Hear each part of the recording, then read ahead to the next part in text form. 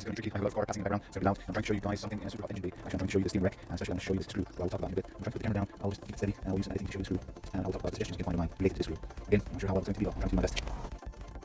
And here's the solution I found. Apparently, there's an official repair kit for the F30 steering wreck. Yes, you can get it from BMW. It has an official part number. I'll put it in the description. You can order it. It's about $30 or €30, something like that. And I'll show you what's inside.